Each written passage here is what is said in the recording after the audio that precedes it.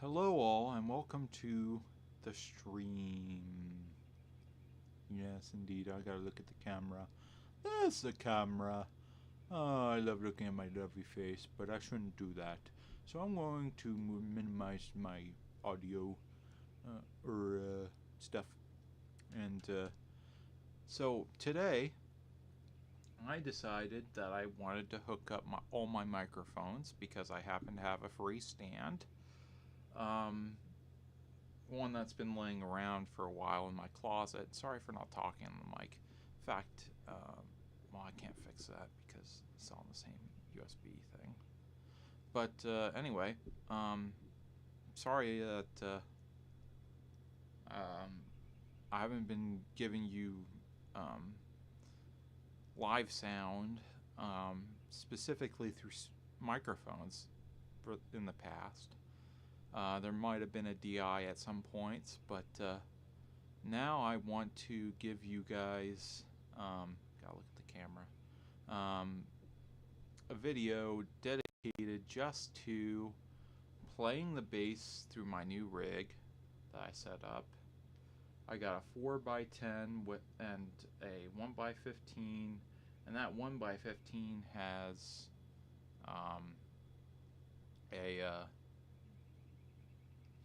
it's some sort of like mid-range driver with an aluminum cone. You've probably seen it in other videos. If I haven't shown you a picture of it, I'll link it on my socials or something. That's a good reason to go to my socials. I put other stuff there too. So anywho, I connected an SM57 and this microphone, which is, I believe, some sort of, it's the Q6 by Shure. And I also connected up Beta 52. That's been sitting around for a while. Has a little bit of hum on it, unfortunately. So you'll be hearing that. It's all hooked up to my Samsung. I don't know how to say it without saying Samsung. Yeah, I don't know. With an O. That's the best way I can describe it. I got a mixer. So that's what I've been using for a while. And instead of doing two channels like a stereo thing, I'm actually going mono from that board because it's just easier and I can actually plug in my second input with this microphone. I don't want to do it all through the board because I have to get up and then mess with it. So I'd rather just set it and forget it with this PreSonus Studio 24C. I blew up my old interface.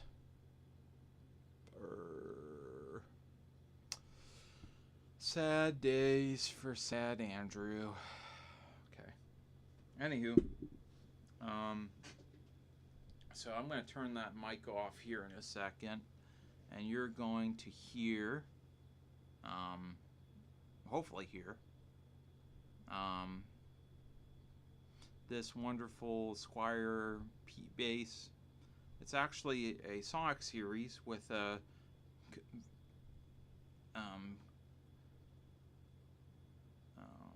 vintage modified 70s Squier neck. 4-string, of course. How else would you have it? Maybe 6-string, but I don't know, or an 8-string, big 8-string bass, one of those. I don't know. It just seems illogical to me to have 5 strings. I mean, I might do a 3-string bass, but I don't know. It just doesn't seem logical to me. So anyway, I'm going to turn the volume on this, and hopefully you'll be able to hear some wonderful sounds from this, and you enjoy the live stream. And of course the birds are chirping a little bit, so you'll hear a little bit of that. I'm going to turn off my mic, and we'll see you on the other side.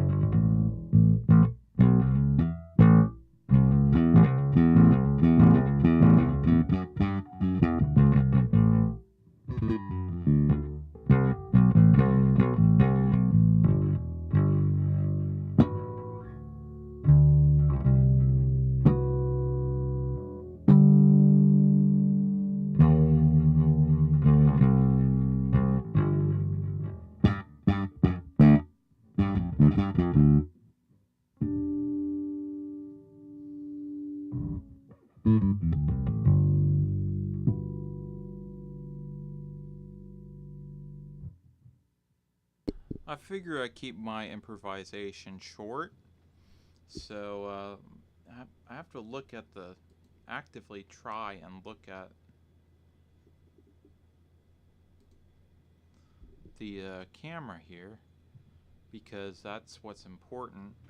It's you guys' faces, seeing all of you, all 90 of you, hopefully, and maybe a few extra. That would be nice, but I don't know. Maybe it's not in the cards. We'll see. Um, this has been really fun doing all this stuff on the bass and just like messing around with the audio engineer stuff. Even when I screw up and eventually blow something up, it's still kind of good to learn about that. Even in the case of my dead Line 6 UX2, it was meant to die anyway. So take that as you will. So one thing I didn't mention earlier were the amps I'm using, and they're the same amps I've been using now for a while. They just work great. One of them is a Music Man 100B head from this. I want to say 70s, but it's actually from 84. Yeah, 84, and it has a 5-band equalizer as well as treble, bass, and a frequency sweepable mids. And of course, it has a standby switch, which you probably shouldn't use unless you're connected to a cabinet. Beware that you can destroy an amp by leaving the standby switch on too long. I haven't yet, but we'll see. I had to replace a tube because I put it back in the wrong way, so it's in the garbage.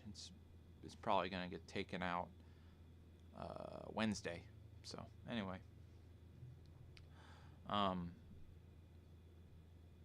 in case the video that I made didn't make it out for all you about this special ruler, I'll tell you about it again. This is a slide rule in 64ths of an inch. I got it at Weaver's store. It's an awesome store. Go there. They have food. They have all sorts of stuff run by either Mennonites or Amish people, and it is wonderful. They take good care of you in that store. So on the back of this, there's some. I don't think this camera will be able to pick it up because of the light, but there's some conversions to decimal, which is really useful. That helps me figure out, like, hey, if I want to have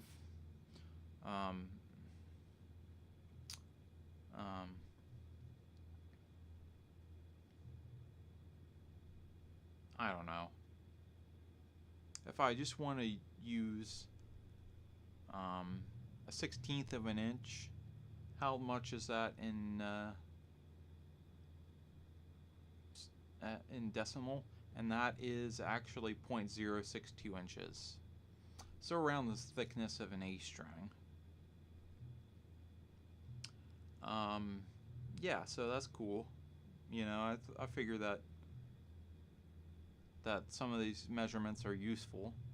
1/64 is 0.015 inches. Yeah, and in fact, I'll show you something that I also got. This one at Harbor Freight when I was looking for this tool, because Harbor Freight didn't have them in stock or whatever the excuse. So this is a feeler gauge set, and it goes in increments of 1, and this is really useful for measuring the relief in a neck. If you've watched Dave's World of Fun Stuff on YouTube, he does use these. He uses these. I'm unsure of what the exact measurement is. I think it's 12 thou that he uses, 12 thousandths of an inch. But I don't know. I also know some other measurements for the bass. You see this fret here, that's the first fret, and then basically you can check the nut action by simply fretting it, I think on the 3rd fret, but actually the 4th fret, but behind it, like that. You would never fret the instrument like that, but other than to do this, and you can just tap and see how much daylight there is. It's basically no daylight on this one, but that could change with relief, I believe. So these are all setting down, except for the E. The E is the only one that's setting a little high. Maybe the A. But anyway,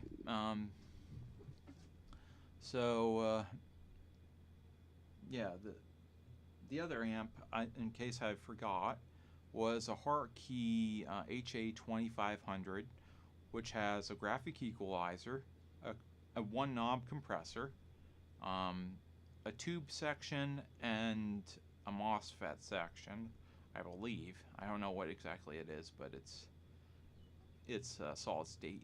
That's all I know. And it has a bass and treble sweep, so you can sweep the treble and sweep the bass. They call it high shelf and low shelf, which is technically right, so that works. And they're great for getting that extra bit of zing on top, which I really appreciate from that amp. The equalizer, I believe, is 10 bands of EQ, going from like 30 hertz all the way up to 8K or 16K. I can't remember which. I think it's 8K that it goes up to. The human hearing range for a normal person is from like 30 to I think 20K, and then it peters out after that. So 20 kilohertz, I mean, yeah. So could be lower for the though, because I think I've been able, for me personally, I've been able to hear the E underneath this E right here, an octave below, basically, and that might just be because it it has the harmonics, the harmonic series with it. If I were to hear a sine wave of E natural, one octave below the bass guitar, I probably wouldn't be able to pick out what it was. Sound like rumbling. But that's the beauty of these strings. We're not dealing with just sine waves here. I mean, the speaker is, but yeah, I mean, this is great. So I've also been thinking about what else I want to add to the collection here. I've been slowly collecting CDs of music, different albums from different people.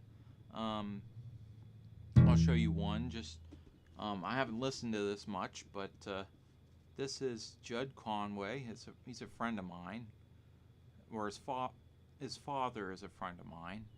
You should check this out. Ask him for a copy. Here's the back, just in case you want to have a look at that. It's a bunch of modern country and all sorts of other stuff too. Haven't been able to get into it. It kind of induces cringe in me a little bit, to be honest. Sorry, Conways, but I guess that's just country for you. So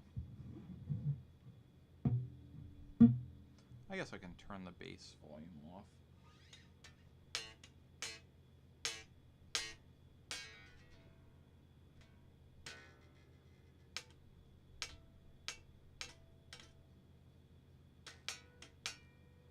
Yeah.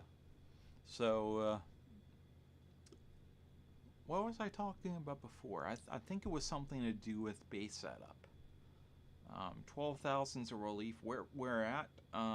I think the 7th fret to the 9th fret on most basses. It's where you check that, depending on how many frets there are on the bass. And also the other thing you have to keep in mind is the truss rod stops about where the body meets the neck. So it'd be about here, or maybe even a little bit more like here. And then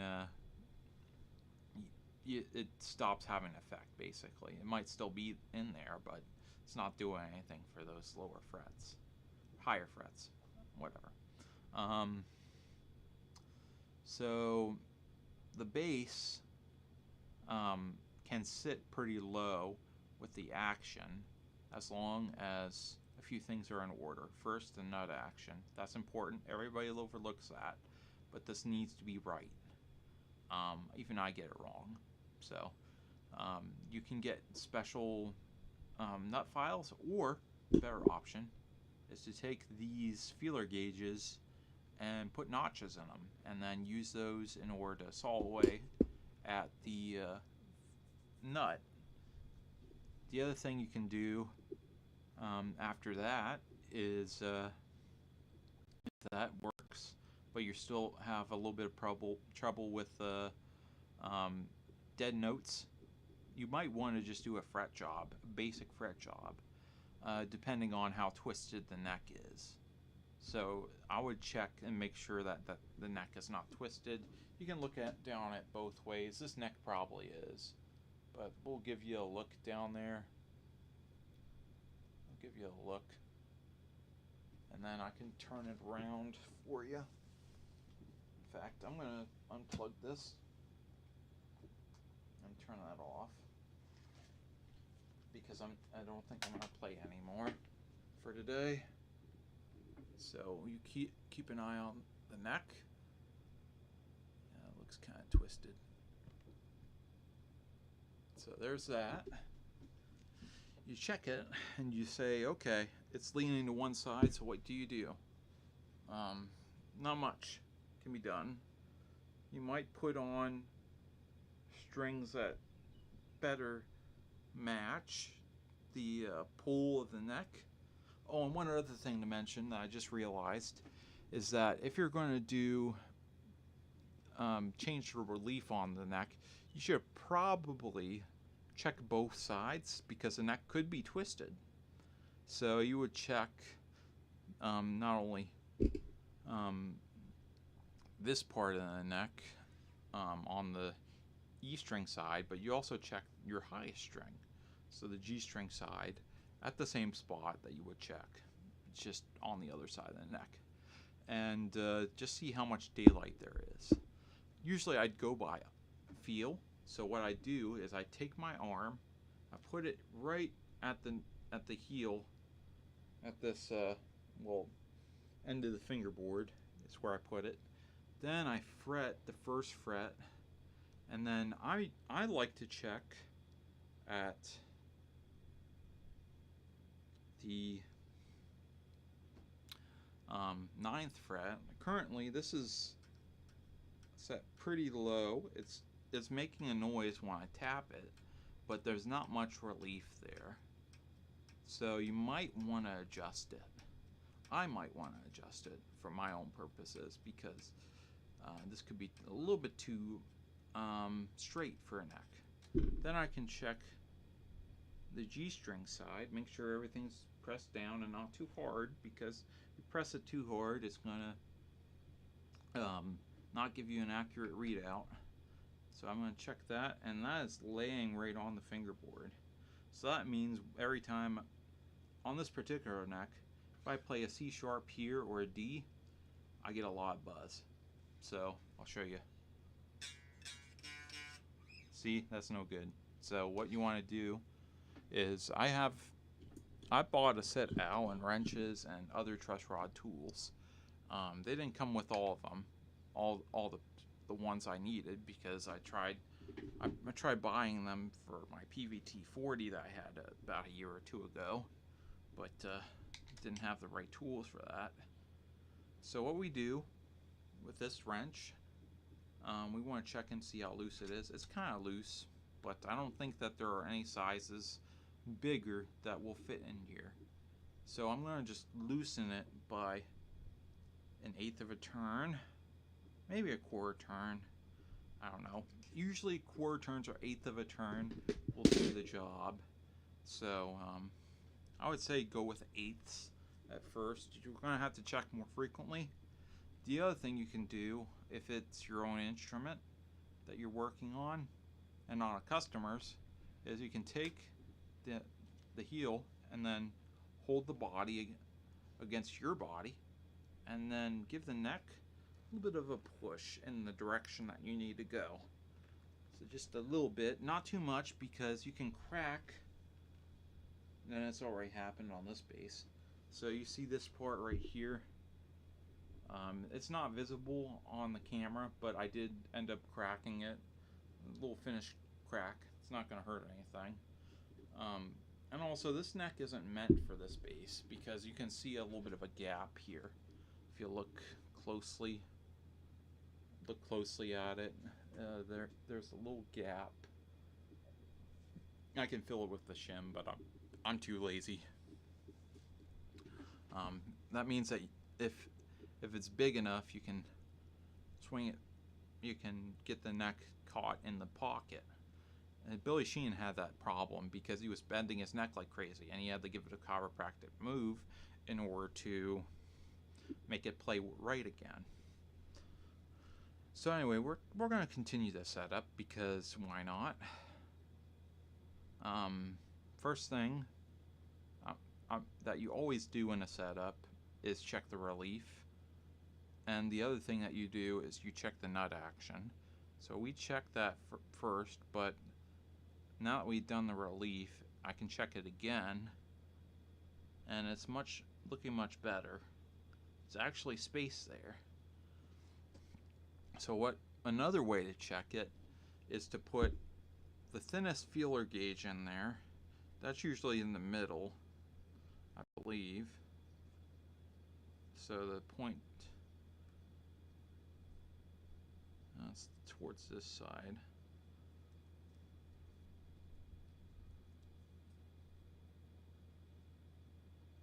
.9, 8, 7. I think I want to use .9. So 0.009 to be specific. 0.23 millimeters. So we're just going to check that. Slides in easily. Let's check the treble side. Slides in easily. There's light. If you have a lot of light around, it makes it a lot easier to see what you're doing. What we typically want for this nut action to be is around anywhere from 22 thou to 18 thou. So I'm going to check 18 thou and see if that is in. And it'd be easier if this, yeah, it has daylight. That also has daylight. So let's check 22 thou. Let's just check the 22 thou.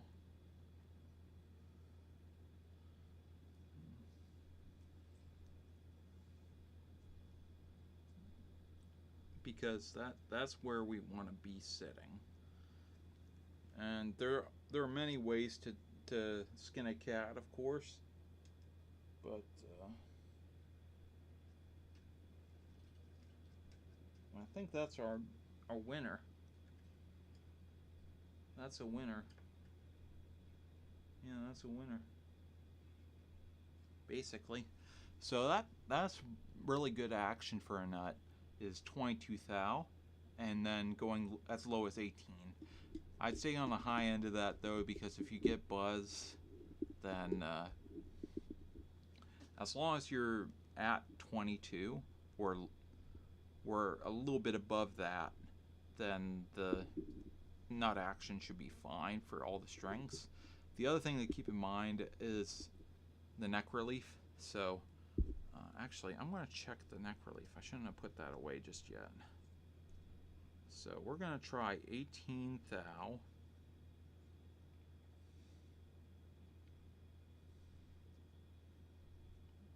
.45 millimeters. So the first thing, I'm going to fret it at the body joint, and then I'm going to check it at the 9th fret.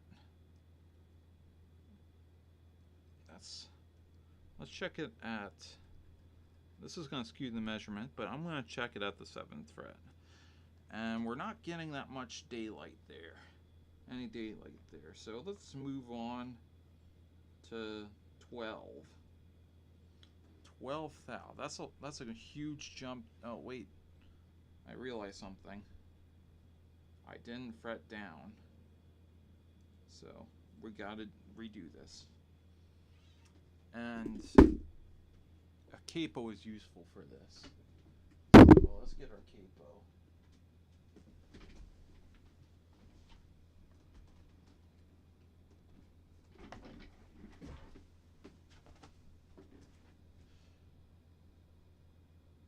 I wonder where that capo is. It might be at the desk. I have two capos that I use. It's not over there.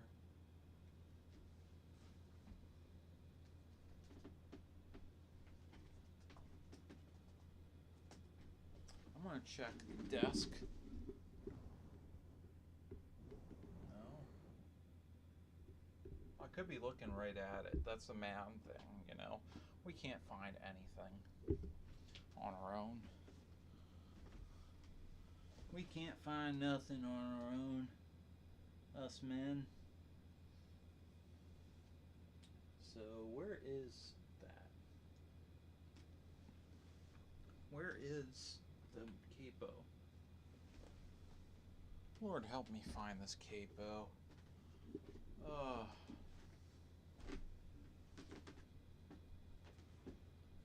Checking the stuff drawer.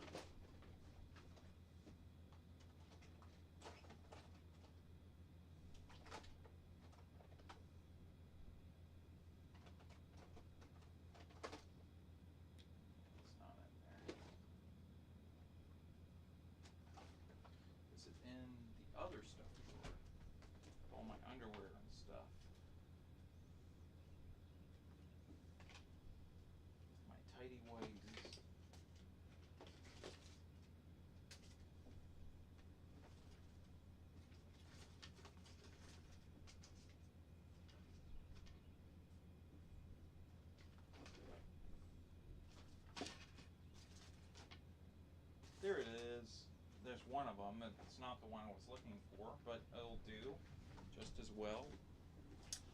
Sorry about the long wait. Tuner on. Good, it's off.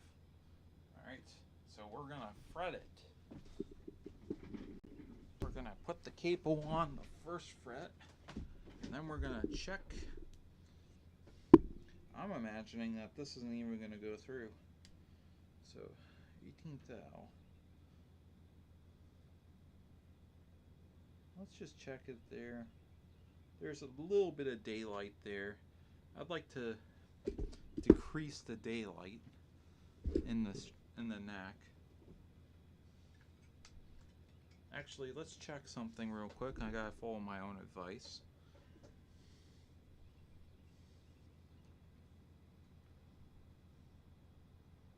That's not passing. That will not pass. Okay, so we want to relieve the neck. I'm going to do a quarter turn. And I'm going to give it a good push. Don't do this at home unless you know what you're doing. So, but yeah, you're learning from me, so you could have a worse teacher. You could have a bit better teacher as well. Okay, there we go. That's more like it. So there's the measurement.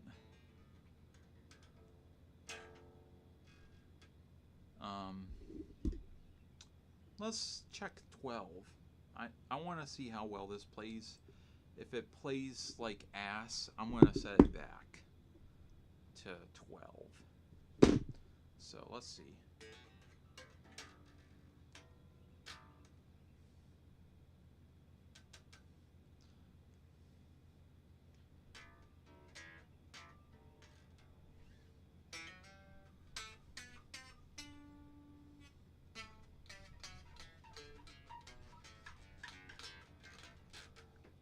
Yeah, it's playing like ass. I don't like that. So we're going to set it to 12 thousandths on the treble side. So let's hit the C. That is 12 thou.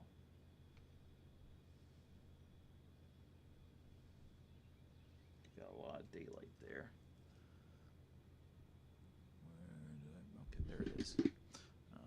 And I use the butt side because this side right here that has a little indent is no good. You don't want to use that side. Some people think that it's good to use that side, but I disagree. So I'm going to give it a quarter turn. Back it off a little bit so I can get the wrench out. And then, yeah, there we go. So let's see what that did. We're going to pull on it. Pull. Yeah. And then we're going to see 12 thou. 12 thou on the treble side. Is it there? Oh, I went too far. Alright. There, you know, a treble side probably could use a little less, but I'm just going to give that like a 16th of a turn, and then check it again. Oh, and stretch the neck a bit preemptively.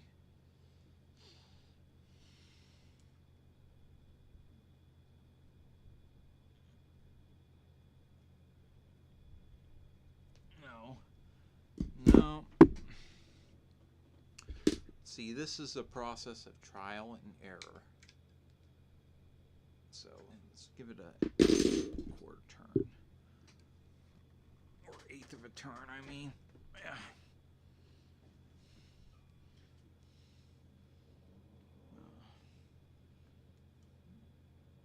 Yeah, buddy, we made it. Let's check the other side. What's that sitting at? Just a little bit higher. It's just a little bit higher. Let's see what the difference is. 13. Let's see, 14. 14. Will it work?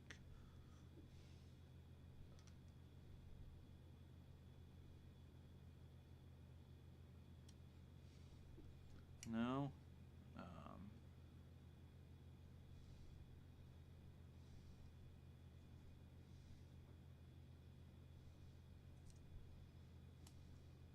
13.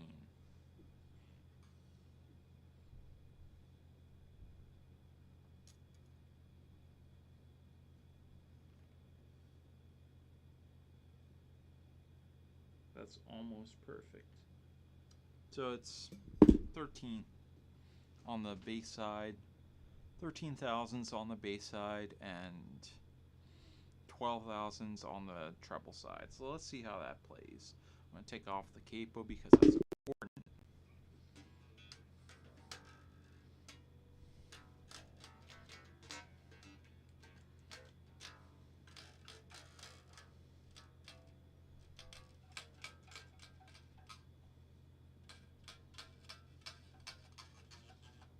Nearly frets out. I like using those frets because it gives it a lower tone, darker tone. Got really pressed there. I got a dead fret.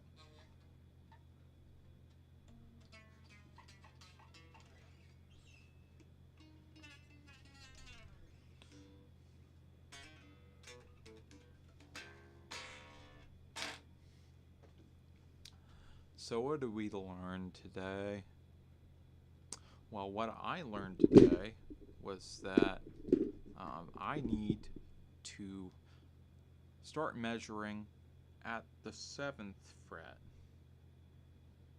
instead of the 9th, because at least on 20 fret basses, that's where it sits. It sits at, that's where the adjustment should sit, and that's where the bulk of the neck's movement is. Relief, yeah. So yeah, that's where the bulk of the relief is noticed. Geez, am I having a stroke? Anyway, not having a stroke, but that's okay. I think I'm pretty much finished with this video. I'll leave you with some thoughts.